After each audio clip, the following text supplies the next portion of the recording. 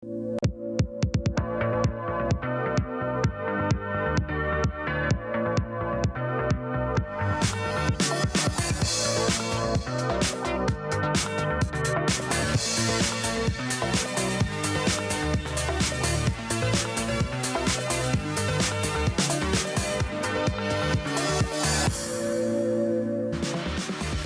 tal? Muy buenas noches, bienvenidos a La Otra Vía. No sé si en algún momento se habían planteado ustedes que lo de ser de letras o ser de ciencias podía ser una cuestión de género.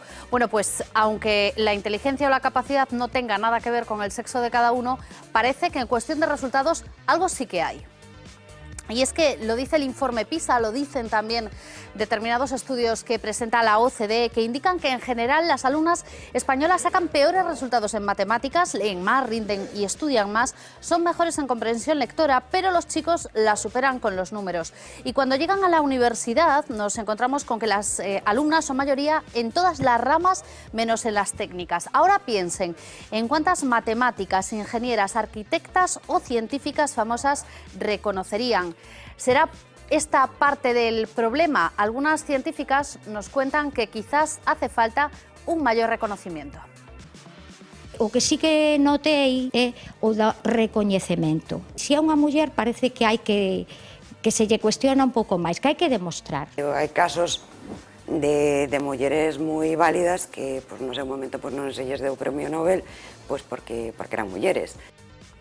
Bueno, hoy vamos a hablar, por lo tanto, de ciencia, de matemáticas, de enseñanzas técnicas, pero tenemos preparada una primera parte aquí en La Otra Vía, algo más especial. Hoy vamos a empezar con arte, con música en concreto, porque estos días, todo este fin de semana, este largo fin de semana, el violinista libanés de origen armenio Ara Malikian está aquí en Galicia. Ayer tocaba en A Coruña, hoy está en Vigo, mañana en Santiago de Compostela y el próximo domingo en Pontevedra. Y entre concierto y concierto nosotros hemos querido robarle unos minutos para compartirlo después con todos ustedes. Les dejamos con Ara Malikian.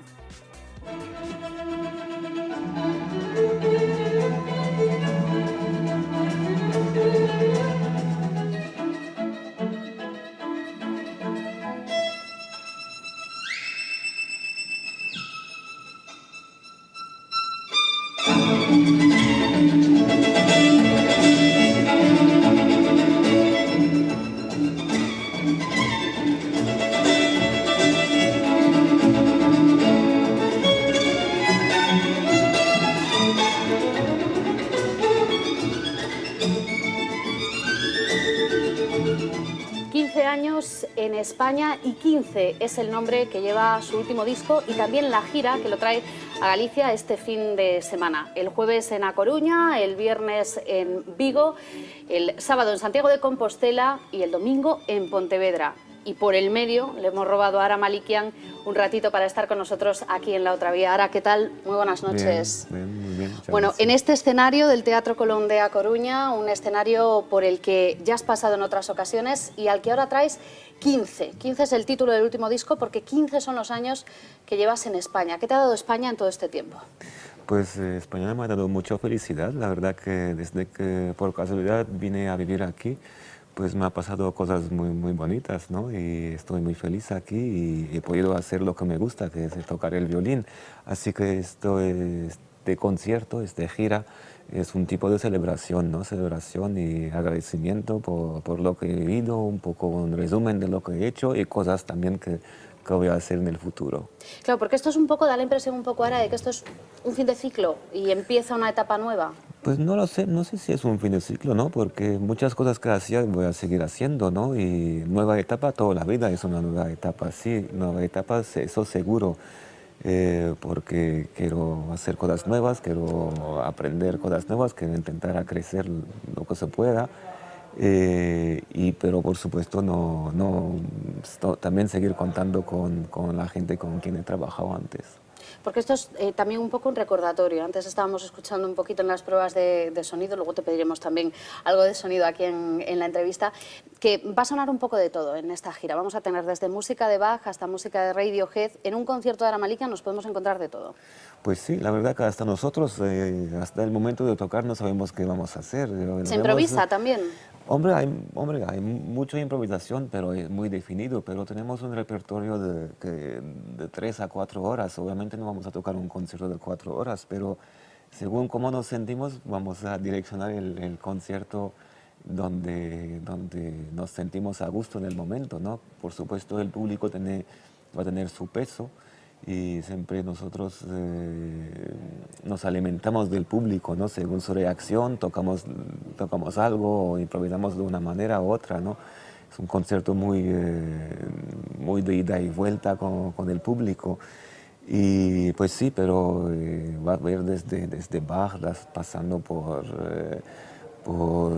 Chick Corea, Paco de Lucía, Radiohead, música tradicionales de todo el mundo y va a haber muchas cosas. La música tradicional entiendo que es muy importante para ti, entre otras cosas porque tú empiezas a tocar con tu padre en Beirut y a partir de ahí empieza también toda la tradición familiar, lo que viene de Armenia también. Tú todo eso te has ido empapando de eso y aquí en España, por ejemplo, del flamenco también. Pues sí, la verdad que la música tradicional, las músicas de muchas culturas para mí es una fuente de inspiración hoy en día, ¿no? Cuando era joven, pues practicaba mucho, intentaba perfeccionar lo que se podía, la técnica del violín. Una vez que he podido deshacerme de todo este aprendizaje académico, lo que más me ha inspirado son las músicas tan diversas que existen, ¿no? En cada lugar que he ido he descubierto una música que me ha enriquecido mucho, ¿no? Y quería hacerlo también, sin pretender, en el caso del flamenco, no soy un violinista flamenco, pero hago flamenco, hoy tocaremos algo de Paco de Lucía, a mi manera, pero a mí me ha enseñado muchísimo. Acabas de decir una cosa, decías, sacarme de encima todo el lenguaje académico y empezar a tocar de otra manera. Estos días aquí en Galicia estamos celebrando el paso de Picasso por la ciudad de A Coruña. Picasso también decía que se había pasado toda la vida, después de aprender a dibujar, después de aprender todo el academicismo, sacándose de encima de eso y volviendo a pintar como un niño. ¿A ti te pasa algo parecido o querrías que te pasase algo parecido? Hombre, si lo dice Picasso, es que ya estoy feliz que lo ha dicho él, porque es verdad, yo creo que y es verdad que en una carrera tenemos que tener etapas, ¿no? Y es verdad que hoy día para poder hacer lo que me gusta con el instrumento, sin un bagaje técnica, una seguridad técnica, no podría hacerlo. Entonces he tenido años donde he practicado 12 horas al día, a escalas, arpejos, ejercicios. Me he aburrido un poco, ¿no? Porque es muy duro, pero hoy día, gracias a esto, puedo hacer lo que me gusta. Quieras. Sí. Claro, tú dices en muchas ocasiones que da la impresión de que la enseñanza que se da, por ejemplo, en las escuelas o en los conservatorios es para tener prácticamente una profesión y después quedarse un poco ahí, bueno, pues anquilosado en un puesto de trabajo haciendo siempre lo mismo, que debería ser más libre. Sí, hombre, siempre tenía siempre el conflicto con mis profesores, ¿no? En una academia, en un conservatorio, pues no es recomendable, no recomiendan de hacer las cosas a tu manera, ¿no? De tener una interpretación diferente a lo que te propone tu profesor, ¿no? Eso siempre fue muy difícil de asimilar para mí, ¿no? Porque yo creo que ser músico es ser artista, ¿no? Y el artista tiene que utilizar su propia personalidad. Es lo bueno de ser artista, ¿no? Y si todos los violinistas nos parecemos, ¿no? Y siempre se dice que a veces se dicen que hay una manera de interpretar a Bach y no es así. Es que Bach es una música muy rica, muy grande y se debe tener miles y miles de maneras de interpretar a un gran músico como Bach, Mozart o Beethoven o lo que sea. Si no sería como si cada uno de los músicos interpretase siempre lo mismo o leyese siempre las mismas notas. Absolutamente. Sí, sí. Por ejemplo, decías, no hay una sola forma de interpretar a Bach. ¿Cómo te gusta interpretar a ti a Bach?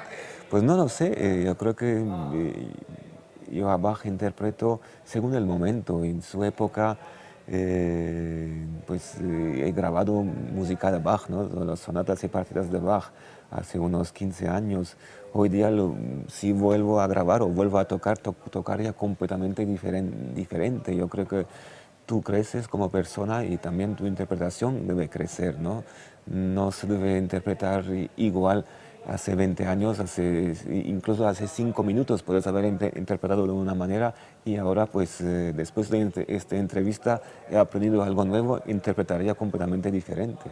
Pero esto, por ejemplo, a los niños no se les enseña Pues, a que cultiven esa parte que es más personal, más de leer ellos y entender ellos la música. Yo creo que se debe enseñar a hacer las cosas a veces de su manera, aunque se equivoquen, ¿no? Yo creo que es muy importante que un artista se equivoque o un joven que quiere ser violonista, quiere ser profesional, se equivoque para que él mismo se da cuenta qué camino quiere coger, pero si siempre se lo dice lo que tiene que hacer, pues yo creo que es, poco a poco va en contra de su propio desarrollo de su personalidad. Claro, lo que pasa es que en un mundo tan clásico, valga la redundancia, como el de la música clásica, en el que da la impresión de que todo, hasta la estética, está muy medido, la forma en la que están vestidos los músicos, la forma en la que se sale al escenario. Me imagino que las primeras veces que tú empiezas a interpretar como a ti te gusta, hay mucha ceja levantada y mucha gente que dice, uy, ¿este por dónde va? Sí, hombre, siempre seguro que me hubo, ¿no? Nunca me ha molestado porque yo estaba convencido en lo que hacía y aunque convencido, sí, aunque hacía las cosas mal, no sé. Pero es así, por desgracia este mundo de la música clásica es muy difícil de cambiarlo, tampoco yo soy quien para cambiarlo, yo simplemente hago lo que creo que para mí es mejor, ¿no? Pero yo creo que hoy día, poco a poco, los grandes auditorios o grandes orquestas sinfónicas ya se están dando cuenta, ¿no?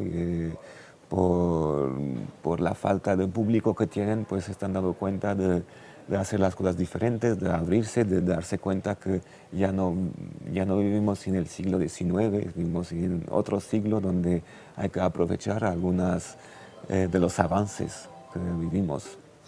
Avances que pueden venir precisamente de una manera de acercarse más al público, sobre todo a los más jóvenes, para que empiecen a llenar los teatros en conciertos de músicas diferentes, pues al rock o al pop, a otro tipo de músicas. ¿Esto cómo se hace? Precisamente quitándole un poco quizás de frío. Pues en este aspecto es verdad que el rock y el pop saben mucho, ¿no? Y yo creo que una cosa que funciona, un concierto de rock funciona y un concierto de música clásica no funciona con los clásicos. Yo creo que no sería nada mal que nosotros clásicos aprendemos de los rockeros, ¿no? Si ellos llenan un estadio, ¿por qué nosotros clásicos no vamos a poder llenar los estadios? Nuestra música no es peor que el rock, ¿no?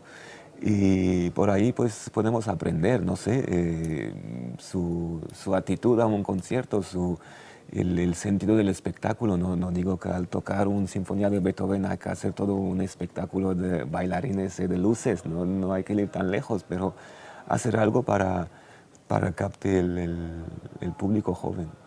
Y si esto se hace también en la enseñanza, te lo digo porque antes hablábamos de cómo se enseñan los conservatorios, no sé si sabes que con las últimas reformas educativas se ha reducido todavía más la enseñanza de la música y de otras disciplinas artísticas. Esto, claro, hace que pues, se quede prácticamente perdido si los padres quieren que los hijos aprendan música, pero en el colegio, en la escuela pública, no se la van a encontrar prácticamente. Sí, eso es muy preocupante, la verdad, y muy preocupante y muy triste, porque en el mundo entero está demostrado que un niño que tenía acceso a la música, a un instrumento, sin ninguna intención de ser profesional, pues eso le ayuda a su desarrollo, ¿no? A su desarrollo a la hora de hacer matemática o historia o todas las otras materias, ¿no?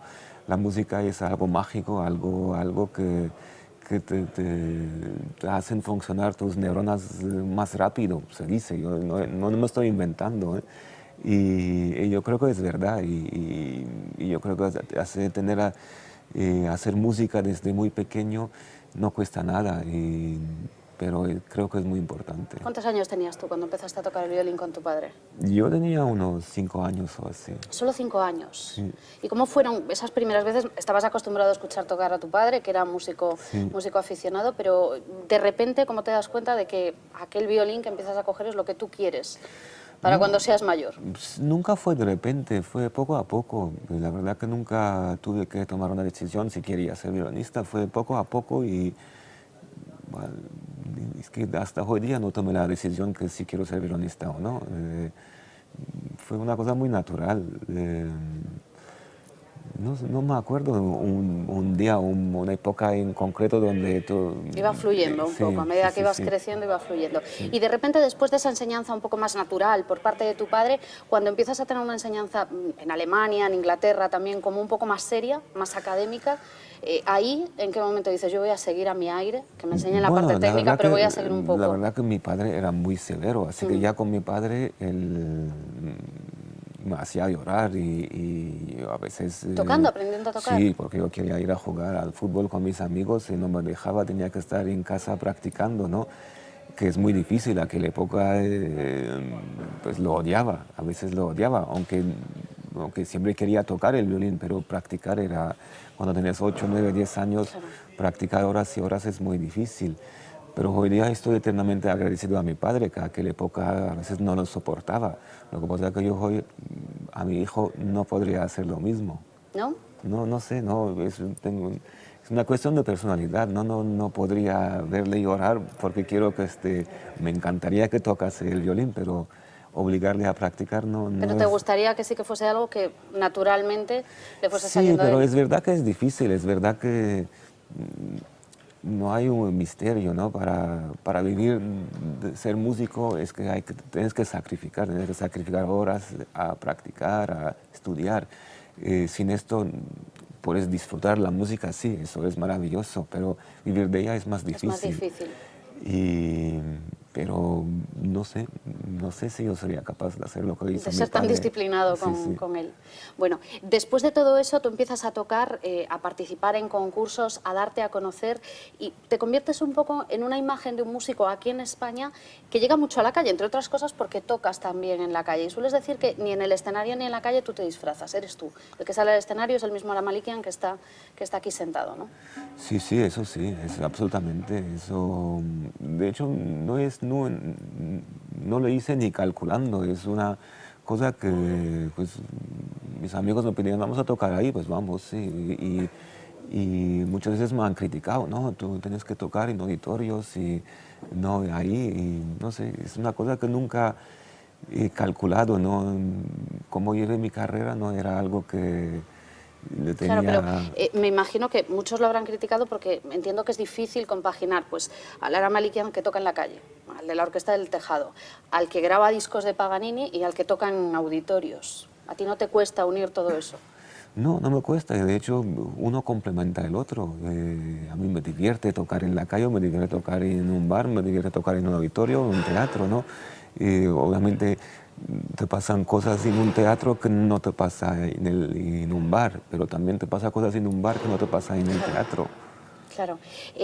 Decíamos, hay una relación, me imagino, con el instrumento cuando te pones a tocar desde pequeñito hasta ahora. Tú decías, no sería lo mismo lo que interpretaría cuando empiece esta entrevista que cuando termine. Si yo te pido ahora, que estás recién llegado a Galicia, que me digas qué es lo que te apetece tocar o a qué te suena un día como hoy, ¿qué tocarías?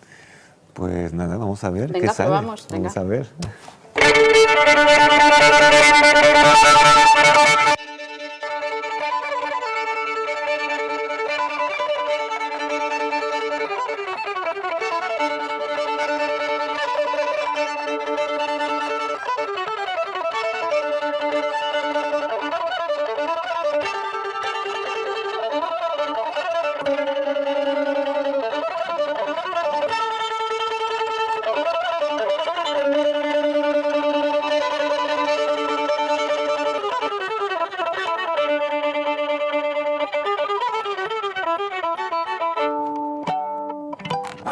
¿Suena Galicia hoy?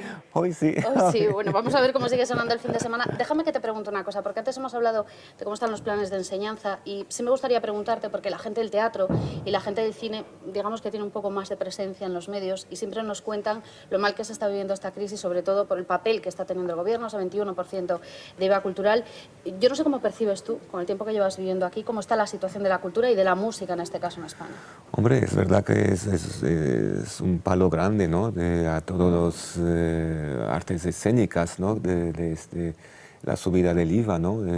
Primero hemos sufrido la crisis, que no había dinero para la cultura. Es una cosa que pasa siempre cuando hay crisis, pues el primero que sufre es la cultura y luego sufrimos la subida del IVA. Pero bueno, eso no impide que la gente sigue queriendo escuchar música, ir al teatro, a ver espectáculos de danza, de música. Y nosotros pues ganamos menos o no ganamos, pero tenemos que seguir tocando y esperar que cambie la situación. Tú llevas muchos años aquí, pero has vivido en otros países también. Yo no sé si percibes, lo digo por preguntarle a alguien que ha estado en otros países también viviendo de la música en este caso, que hay menos respeto quizás por la cultura, en concreto por la música en este país que en otros. No, eso no lo digo así. Yo creo que en España se aprecia mucho la cultura. La gente les encanta la música, les encanta el teatro. Yo creo que en este aspecto España no tiene que envidiar otros países. He vivido en otros países que había quizás más tradición de música clásica, sí, en Alemania, en Inglaterra, pues hay un poco más de tradición de este tipo de música, pero en música en general yo creo que en España se hace hay igual de amor a la música que otros lugares. Y aquí pues yo he podido crear como quería, así que la verdad que no hay que envidiar otros lugares. Bueno, esto con un trabajo que tú has realizado también que tiene mucho de divulgación, sobre todo para los niños, a través de televisión, con programas en televisión. Los más pequeños, cuando empiezan a descubrir cómo suena un violín o van a un concierto tuyo y de repente descubren que la música clásica no tiene nada que ver quizás con una idea preconcebida que tenían en la cabeza, ¿cómo reaccionan? ¿Cómo lo viven los más pequeñitos? Pues es una cosa muy bonito, porque sigo haciendo ahora regularmente conciertos para niños, ¿no? de música clásica. En particular tenemos un espectáculo que de hecho le hemos hecho aquí hace años, que se llama Mis primeras 4 estaciones, ¿no? Que tocamos las 4 estaciones de Vivaldi a los niños, ¿no? Y por ellos es la primera vez que descubren un concierto de música clásica. Y es maravilloso cómo reaccionan, ¿no? Cómo se enganchan, cómo hacen sus comentarios durante el concierto. Nosotros siempre para nosotros es muy importante que el niño en un concierto no se quede frustrado, que no puede hablar o no puede hacer ruido o no puede hacer sus comentarios, ¿no? Cuando tocamos, cada uno puede gritar, también puede llorar, reír y hacer sus movimientos que desea, ¿no? Así se siente a gusto en un concierto de música clásica. Y luego les decimos eso que acabáis de ver, era un concierto de música clásica y que se quedan, sí, es verdad, pues... ¿Y a los adultos esto les pasa también? Cuando, por ejemplo, acompañan a los niños a este tipo de conciertos, se relajan, digamos que descubren, bueno, pues se puede hablar, puedo comentar con el niño, puedo aplaudir en un momento en el que a lo mejor en un concierto, si voy de mayor, no lo voy a hacer.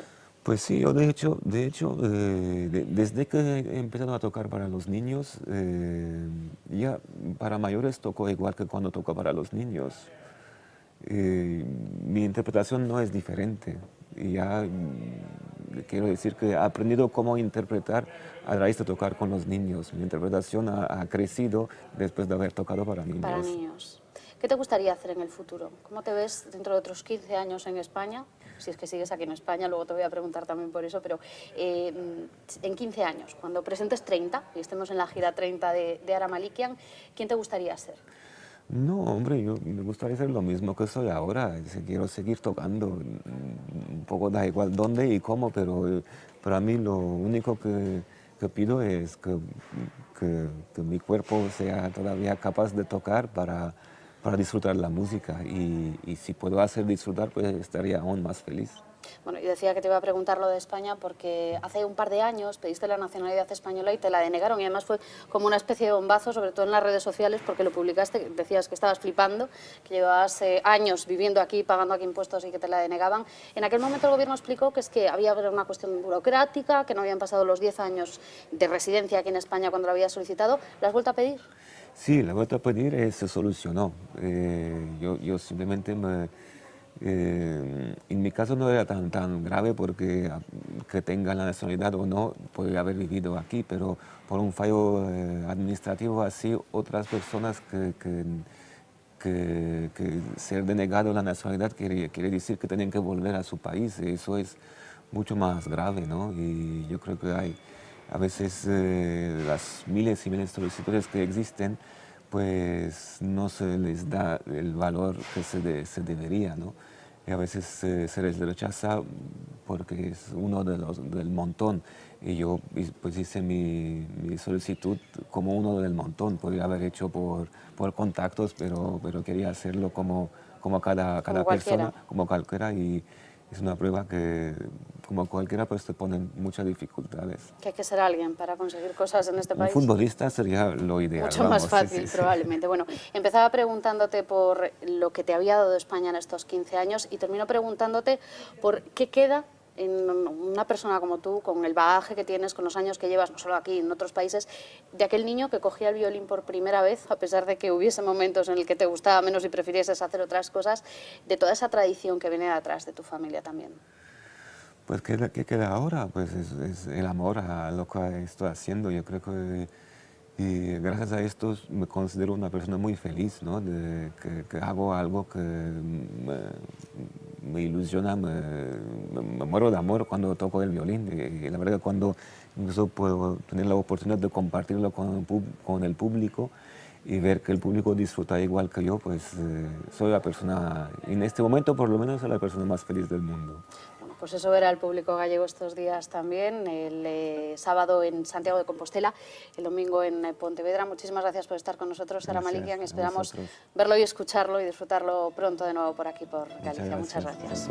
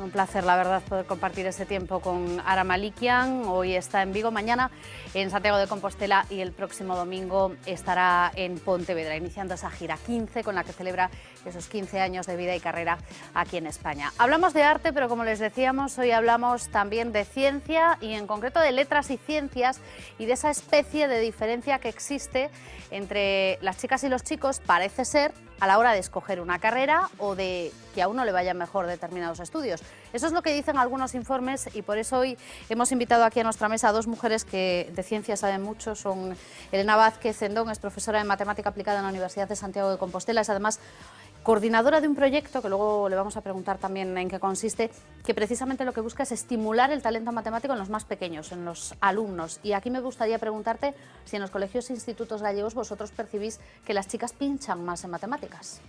Bueno, boas noites. Nos desde o proxecto en realidade recibimos xa a nenas que lle gustan as matemáticas, a nenas e a nenos. Pero recibides a menos. Bueno, un 37% das nenas que, vamos, das persoas que entraron en Estalmat, un 37% son nenas. Entonces, estamos aí rozando un pouco por baixo, para ser honestos, a paridade, pero sí que hai nenas que levantan a man para vir todos os sábados a pensar en matemáticas. Bueno, vamos a pensar en matemáticas hoy también. Vamos a saludar a Amparo Alonso, es presidenta de la Asociación Española para la Inteligencia Artificial, profesora en la Facultad de Informática en la Universidad de A Coruña, una facultad que tiene pocas chicas, porque las chicas aquí en este país, y luego veremos que en el resto también, escogen poco este tipo de carreras. Sí, buenas noches, gracias por invitarme a venir. Sí, pero es curioso el comportamiento, lo comentaba hace un ratito con las compañeras. Desde que la facultad cambió el título de licenciatura a un título de ingeniería, ha decrecido el nivel del porcentaje de alumnas que estudian informática. O sea, que da miedo esa palabra, la palabra ingeniería. Pues es posible. Es posible. E incluso cuando la acompañas de algún otro sustantivo como ingeniería técnica de sistemas o ingeniería técnica de gestión, hay una diferencia grande entre la proporción de alumnas que estaba en una de la ingeniería técnica y en la otra. de 25 a 15, por ejemplo. Es un número...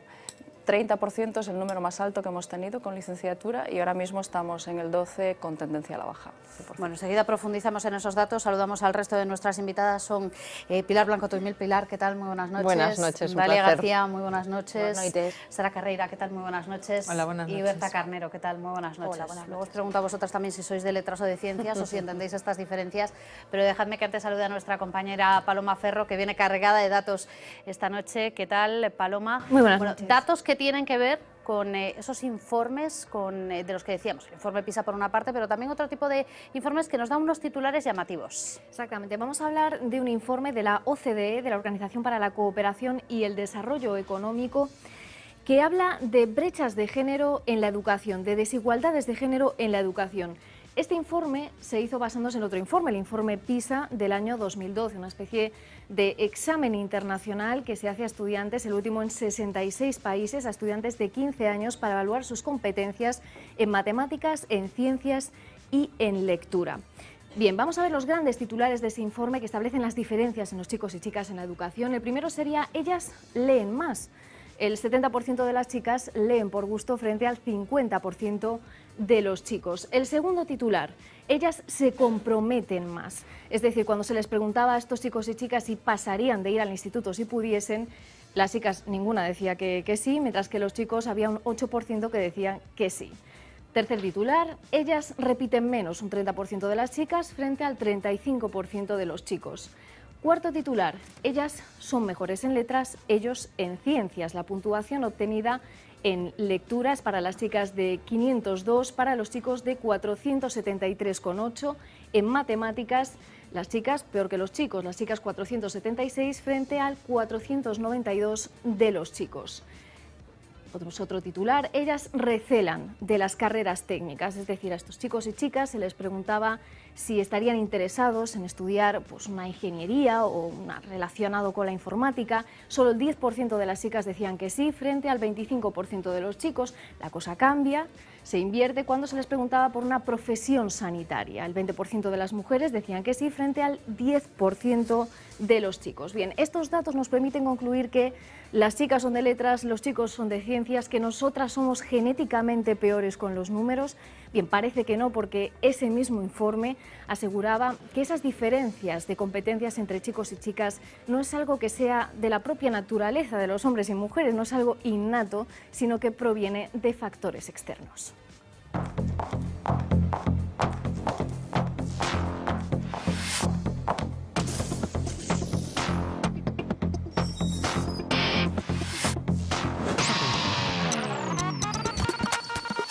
Con esta campaña, la Unión Europea intentaba en 2012 motivar a las jóvenes a dedicarse a la investigación.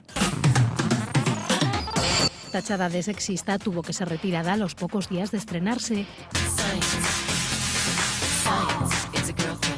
Con poco acierto y menos tacto, las autoridades europeas intentaban mitigar una de las causas tras la ausencia de mujeres en la ciencia, la falta de referentes visibles, capaces de romper con el estereotipo de que los números son cosa de hombres. Curiosamente, esta creencia social parece arraigarse con la edad. Nos colexios de primaria, a nivel de terceiro, cuarto de eso, as nenas están por todos lados, son fortes, si lles preguntas que queres estudar de maior, pois igual din astrónoma, ocupan os espazos.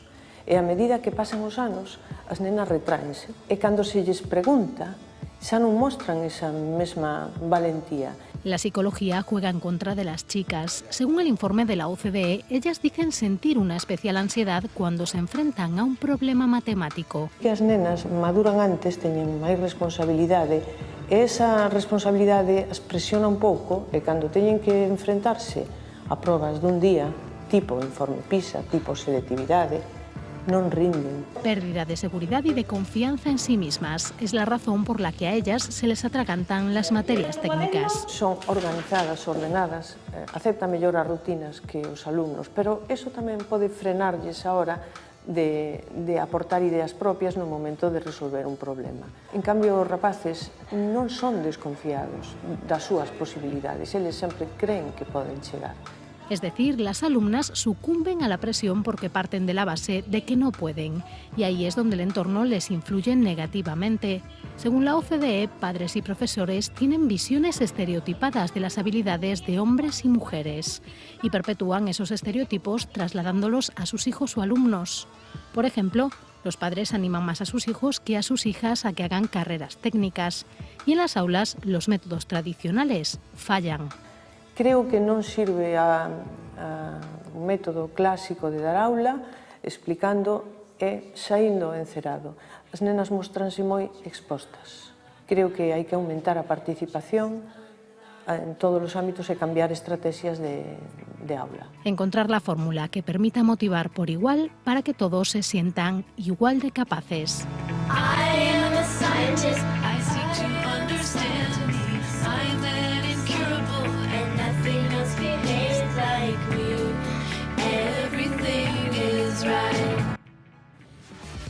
De nuevo, todo parece remitirse a la educación en las etapas tempranas, tanto en casa como en la escuela. Claro, esto quería preguntaros, tanto Elena como Amparo.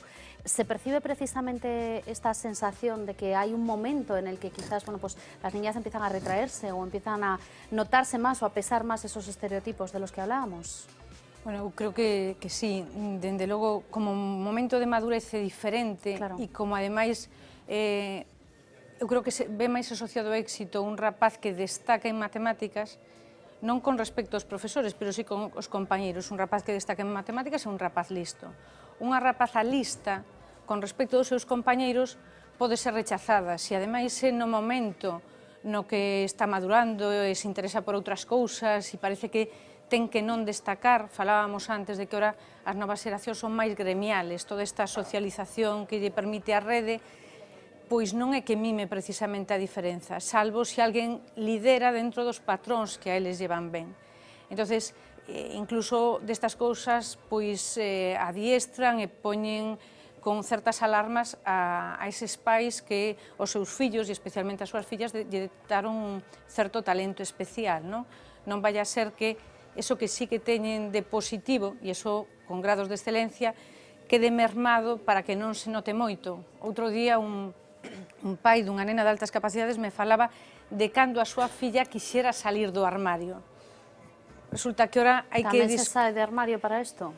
Pois, polo visto, que digas que eres unha rapaza de altas capacidades, si eso se che detecta pois nun momento de 13, 14 anos, costa, porque non, eu creo que non dá a mesma oportunidade de proximidade, pois, entre eles destacar como neno ou como nena, sobre todo cos estereotipos que hai en estos momentos. Eu creo que iso que hai que cambiar e hai que facer que se unha nena di que saca un 9, pois hai que louvala e aplaudile igual que se o sacase un neno. Pero, a ver, esto lo extiendo al resto de la mesa. ¿Vosotras percibís que esto no pasa? ¿Que se alaba menos o que, digamos, que mola menos según a qué edad de ser una chica lista que ser un chico listo, Sara? Hombre, yo siempre, sabes que me remito a la autoestima. Yo creo que las niñas no tienen autoestima por diferentes razones, o al menos no tienen la misma autoestima que los niños. Y eso lo pagamos después en la vida adulta, en toda la vida adulta, y hay miles de ejemplos. Y yo creo que efectivamente es así. Desde los juegos infantiles en adelante, toda la vida de las niñas ha sido una labor secundaria de apoyo. Y es cierto que, por ejemplo, me contaban a mí Carmen Pomar, que es especialista en altas capacidades, que en una exhibición, una feria de estas de colegio, le decían a una niña, a un niño, ¿y tú qué has hecho? Y tenía una caja, pues yo he hecho un robot de no sé qué, ah, qué guay. Y la niña tenía otra caja y decía, ¿y tú qué? ¿Una lavadora? Y la niña, ¿de qué me estás contando? Es decir, se dan por sentado todas esas cosas y mina. Y además hablabais de los de la OCDE, pero es que en el informe ese de la OCDE dicen una cosa que a mí me pareció interesantísima, que en cualquier país, hay países donde los chicos van mejor o peor en mate, dice, donde menos los niños y niñas que menos ansiedad mostraban, es decir, que tenían mejores notas en mate, en las pruebas, eran aquellos que sus padres, sus profesores, alababan sus progresos en matemáticas, les indicaban sus fortalezas y debilidades y les decían qué tenían que hacer para mejorar. Y eso a las niñas, como no se le hace, pues es donde se nota. Berta dice que sí con la cabeza. Claro, es que yo creo que en el fondo al final el problema siempre es el mismo, ¿no? Viene de una educación anterior, de un trato anterior a la universidad, de unos estudios preuniversitarios con una orientación un poco una falta de orientación a lo mejor a las niñas diferente que a los niños. Esto se ve en educación infantil, por ejemplo. Tú a un niño le preguntas con 4 años qué quiere ser de mayor y normalmente todos los niños te dicen o bombero, o policía, y tal. Las niñas, pues, hombre, no te dicen médico, pero van más por el tema princesas y tal. A ver, yo creo que el problema es... Bueno, el sanitario les tira bastante. Sí, bueno... incluso de pequeñitas, pero bueno, sí. Sí, pero no dicen también. médico, ¿eh? No dicen médico. De A mí todas, cuando me decían luego enfermera os contaré decían médico. una anécdota que tuve yo precisamente con eso. Entonces, es muy curioso que siendo un número mayoritario de universitarias, siendo mujeres en España de tituladas, siendo un número mayoritario de mujeres, es muy curioso que esto sea inversamente proporcional a la inserción laboral de las mujeres. Yo creo que hay una falta de referentes también, que es lo que comentábamos antes. O sea, no hay mujeres referentes que impulsen a las niñas a seguir eso, ¿no? Entonces, yo creo que es un problema social importante, un problema social y además institucional también, porque yo creo que pues, habrá que tomar alguna medida, ¿no? Pilar, perdona. Pues sí, no, pero sí, yo te comento. Y además os comento algo que a mí me pasa habitualmente y que lo percibo habitualmente. Y es que, bueno, yo me dedico al mundo de la empresa y vivo y convivo con el mundo de los negocios todos los días, ¿no? Y sí percibo que en el mundo de la dirección empresarial es mayoritariamente masculino. Y es muy llamativo, ¿no? Muy llamativo. Y no solamente en España, que te interrumpa, es que el informe decía también, una cosa muy llamativa que decía el informe, es que las chicas de esta edad, las que participaron en el informe, son más ambiciosas, quieren ser jefas. Claro. Otra cosa es lo que pasa después, esto es lo que quieren ser. Y ahí sí que creo que hay una situación de ambición. O sea, las mujeres llega un momento en que, no sé por qué, pero hay algo en nuestras vidas que merma esa ambición, ¿no? Y que los hombres continúan con una capacidad muchísimo más ambiciosa. Hombre. Si ellos se enfrentan a una entrevista de trabajo y a lo mejor ni la preparan, a ti te dicen tienes una entrevista de trabajo y estás 3 meses antes dándole vueltas, es la autoestima. Yo lo que decía Covadonga de que ellos no desconfían de sus capacidades. Porque yo no sé si es cuestión de autoestima, de creer, eso es lo que comentábamos antes, yo no sé si es cuestión de tener una autoestima mayor o simplemente de ver la vida de manera mucho más simple, quiero decir. ¿Mucho más? Mucho más simple. O sea, no. Pero tú puedes tener mucha autoestima, estar seguro de ti mismo y llegar allí, me como el mundo. O sea, quiero decir, yo no creo que las mujeres perdamos ambición. En el fondo es que al final, yo creo que no es que la perdamos nosotros, es que a lo mejor nos obligan a no tenerla. Bueno, hay una connotación más negativa para las mujeres ambiciosas que para los hombres ambiciosos. Eso también está ahí. Y yo creo que puede influir en las niñas. Es cierto. Una mujer ambiciosa no es percibida como algo positivo. Pero fíjate, no solamente ocurre en España, ¿eh? O sea, yo os puedo decir que todos los días hago, pues tengo a lo largo de la semana diferentes comunicaciones con diferentes países, desde México hasta Israel, ¿no? Y siempre coincide lo mismo, o sea, siempre en las multiconferencias hay más hombres que a veces estoy yo sola, o sea, soy la única mujer, eso ocurre muy a menudo, muy a menudo. Volvendo ao tema do estereotipo que comentaba Elena, penso que unha nena que saca boas notas, que ten un currículum brillante, sufre máis a presión dos compañeros que os outros, e iso pasa tamén no mundo dos negocios, que he visto como un tiburón, normalmente estamos sin parella, é dicir, eso tamén nos eiva, a mí non me eiva nada, pero normalmente he visto así pola sociedade, e xa non digamos, ti falas do mundo dos negocios, pero nos partidos políticos, é dicir, nos partidos políticos e aquí en España, a pesar de que temos unha vicepresidenta que parece que leva voz cantante no goberno, efectivamente todopoderosa, interministerial incluso, as cabezas. Hombre, pero porque se hizo una ley de paridad, una ley de paridad que solamente se cumple en la política, porque en las empresas es muy subjetivo. No sector público, no sector privado, hasta donde eu sei, por eso no, y en las claro, pero fijaos que hablando de esa paridad, por ejemplo, en matemáticas la decana es una mujer, Victoria, en informática en A Coruña, a pesar de ese bajísimo porcentaje de alumnas que nos decía Amparo que tiene, la vicedecana, que además es muy joven, es una mujer, también una mujer de 30 años, Sandra. Pero yo no sé si eso sirve para crear, Susana, perdón, para crear esos referentes de los que hablábamos antes, incluso para las propias alumnas. Yo creo que sí, porque analizando, por ejemplo, en la Facultad de Informática hay muy pocas mujeres, como ya he dicho, pero en los grupos de investigación hay mujeres en todos ellos, creo. Pero en los dos que más mujeres hay, los coordinadores son mujeres. Por ejemplo, en mi grupo de investigación, en mi parte del grupo, que hay 2 cabezas en el grupo, el 45% somos mujeres. Y hay otro grupo de investigación, que por cierto está Susana, que también tienen un porcentaje de mujeres alta. La coordinadora del grupo también es una mujer.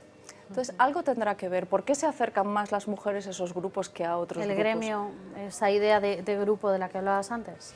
Sí, bueno, eu creo que os referentes, primeiro hai que decir que habelos hainos, non? Sí, correcto. Claro, pero hai que darlos a conocer. Que pasa? Que o espazo público estaba menos conquistado e nós enseguida levantamos a man para traballar, para colaborar, para facer cousas.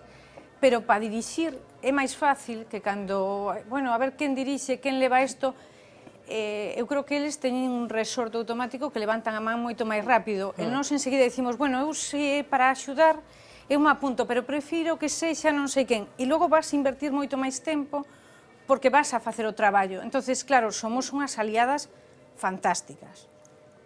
E eles o perciben moi ben e ese diferencia de roles, pois como ao mellor estamos tamén máis cómodas nun plano que noutro plano, pois digamos que é unha conciliación que opaca quen está facendo as cousas ou quen pode facelas. Entonces, eu creo que referentes hai, cantos máis se visibilicen é máis fácil que fagamos de imán socializador, e o que hai que decir é que os números que se amosaban antes, as diferencias son pouco significativas, son os mesmos ordes de magnitude. Entonces, sobre todo dirixirnos a rapazas que se dan ben as matemáticas, decir pois que somos moitas as que nos gustan e que se nos dá ben.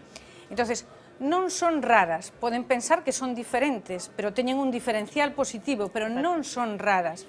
Igual que un bo comunicador nos medios non se ten que sentir raro. O que pasa que nos enseguida disculpamos as cousas que facemos ben e nos culpamos polas cousas que facemos mal.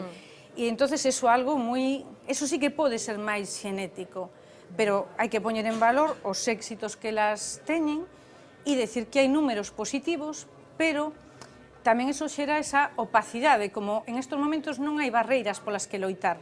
Parece, non hai barreiras legais, e enseguida che din, pois si queres podes, porque non hai ningún impedimento.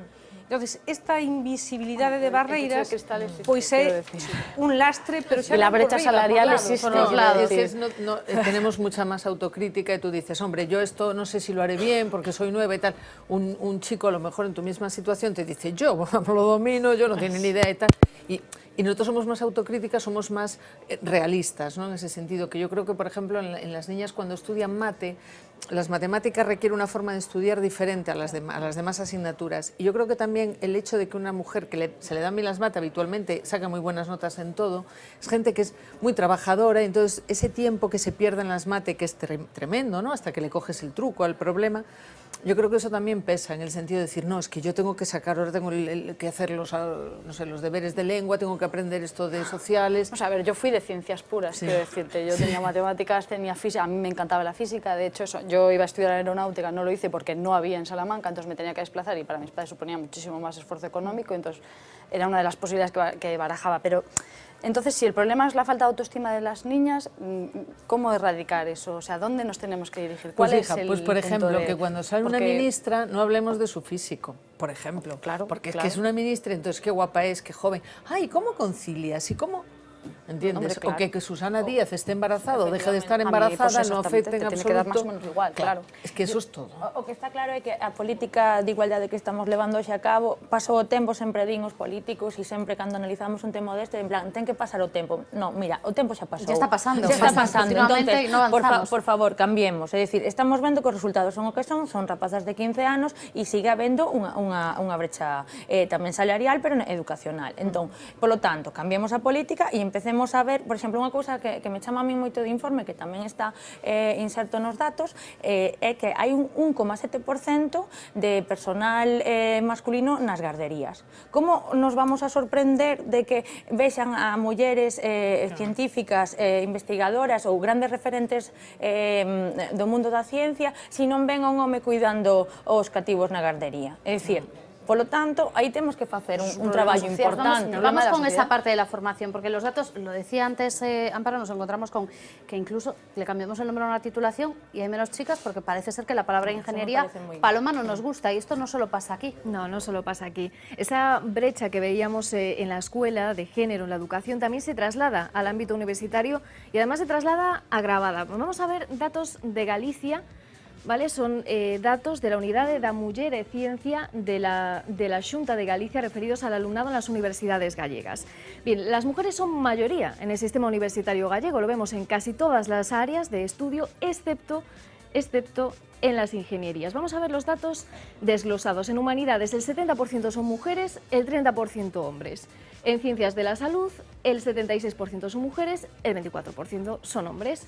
En ciencias sociales, 65% de mujeres, 36% de hombres. Pero si nos vamos a las enseñanzas técnicas, tenemos un 34% de mujeres, un 67% de hombres. Y es que según ha podido comprobar también la Unidade da Muller e Ciencia en otros informes, aunque las jóvenes gallegas estén interesadas en bachillerato, en cursar enseñanzas técnicas, la mitad abandonan esa idea, no llegan realmente a cursar esos estudios. Vamos a ver qué ocurre a nivel nacional, a nivel de las universidades españolas. Vemos exactamente los mismos parámetros con ligeras variaciones en las cifras. El porcentaje de mujeres en humanidades, casi 65%, ciencias de la salud, 74%, ciencias sociales, 65%. Llegamos a ingeniería y arquitectura y nos encontramos con un 27,4%. ¿Y qué ocurre si ampliamos el espectro, si lo miramos a nivel europeo? Bien, pues en este informe vemos también que hay un 80% casi de mujeres en materias como son la educación, las ciencias sociales, la salud y sin embargo solo vamos a ver, ¿ves? Un 80%, sin embargo cuando hablamos de ingeniería y de arquitectura ahí el porcentaje de mujeres se rebaja hasta un 30%, es decir, tenemos datos de 3 informes basados en cifras diferentes, realizados por institutos diferentes, en territorios diferentes y todos muestran exactamente la misma tendencia. Esto es extremadamente llamativo, pero claro, va con lo que tú decías. A las mujeres da la impresión de que determinadas ramas no les interesan, no sabemos si por cuestiones pues eso, gregarias o de dónde se van a sentir más cómodas, porque yo no quiero pensar cómo se siente pues ese porcentaje pequeñito, ese 30% de alumnas, por ejemplo, que hay en informática, muy solas.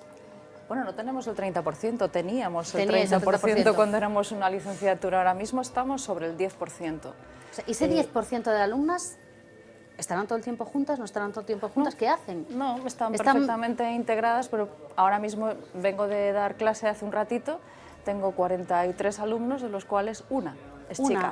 O sea que o se integra, claro. No tiene mucha opción.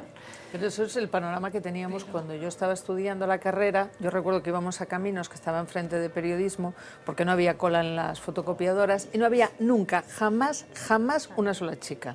Claro, triunfábamos, nos dejaban pasar, nos colábamos en la fotocopiadora y tal.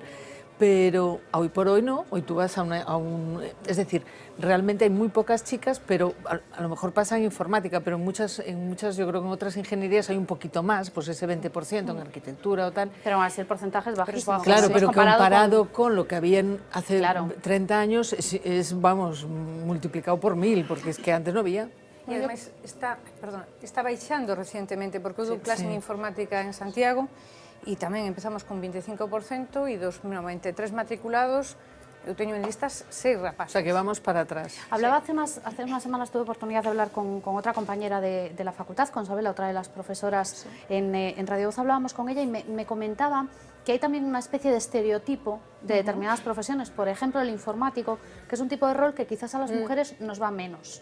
Tenemos una idea de un informático pues quizás más aislado, que trabaja solo, y esto es algo que quizás no va tanto, no sabemos si con la forma de ser o con las expectativas que tenemos las mujeres.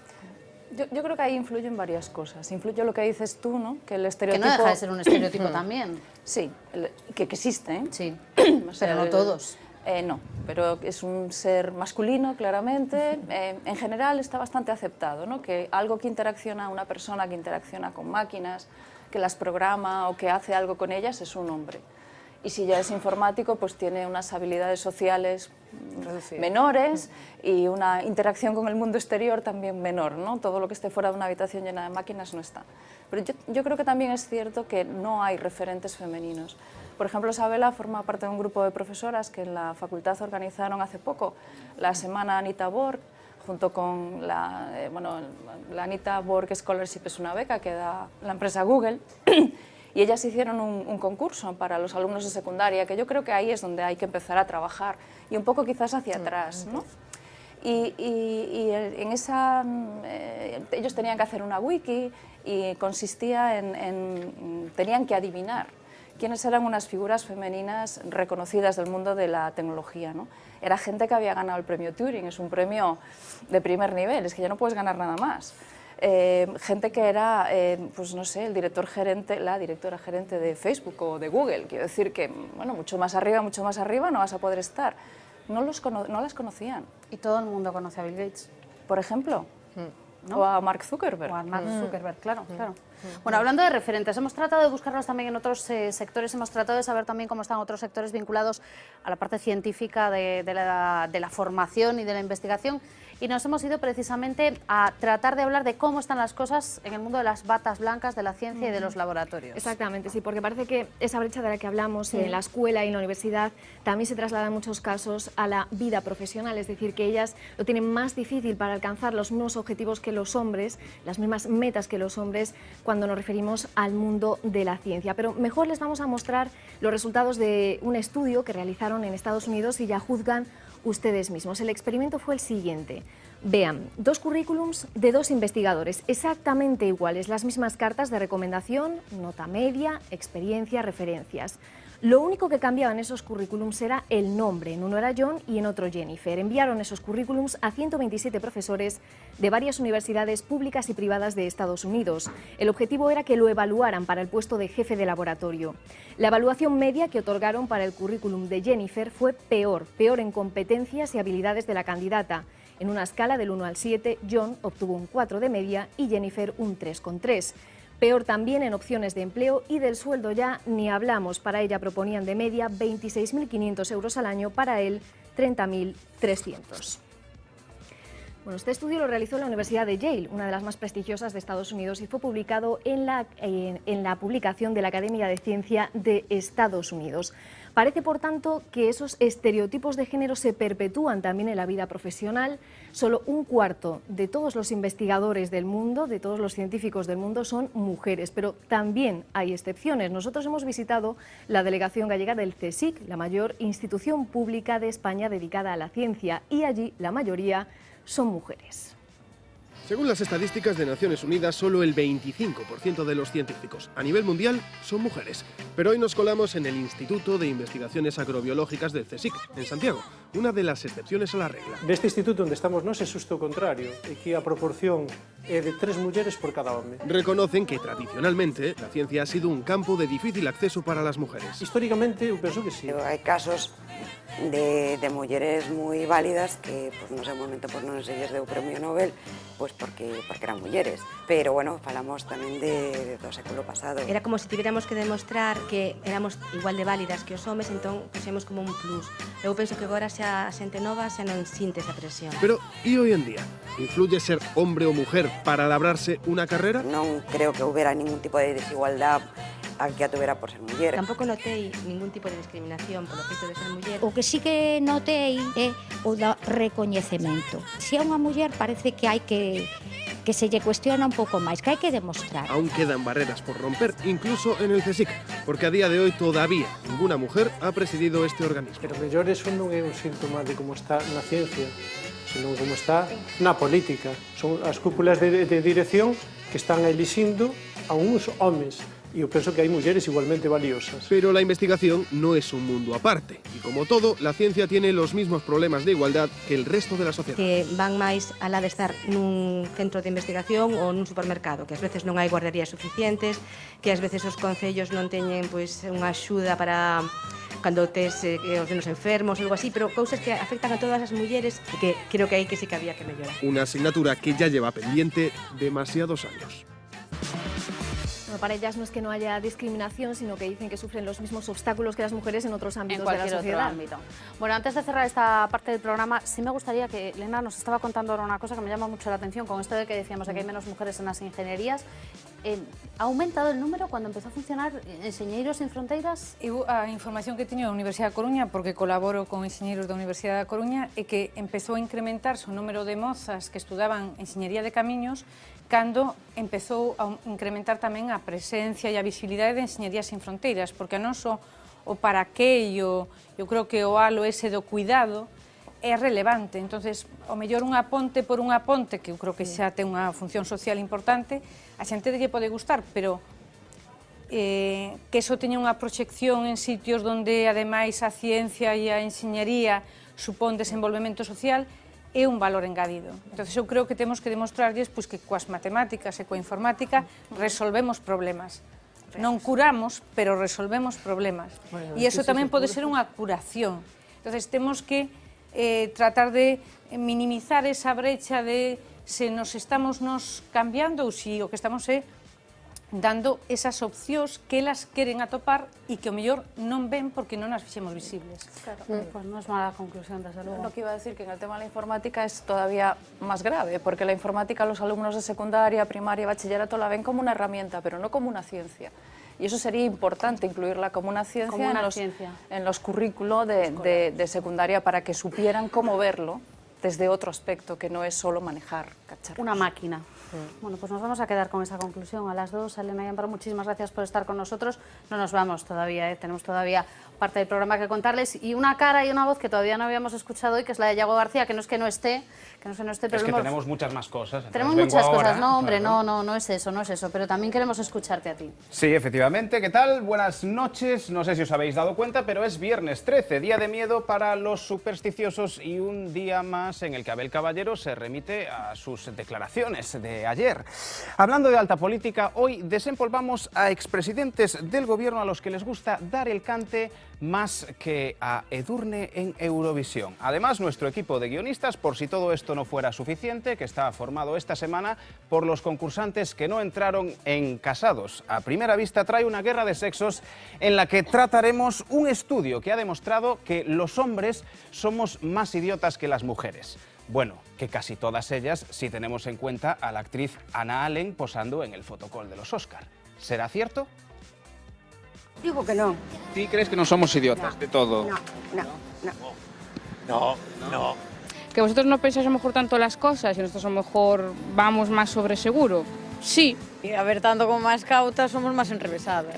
O pensan mellor que nós, 50 veces. E nós adiante. Hai de todo, Efectivamente, hay de todo, que diría un camello en el monasterio de Carboeiro. Todo esto y alguna cosilla más, después de la publi, ¿verdad, tía? En nada. Volvemos enseguida, hablamos de esa guerra de sexos, hablamos también de ese estudio, de si son o no son idiotas los hombres, y hablamos de más cosas también. Pero antes hacemos una pequeñita pausa.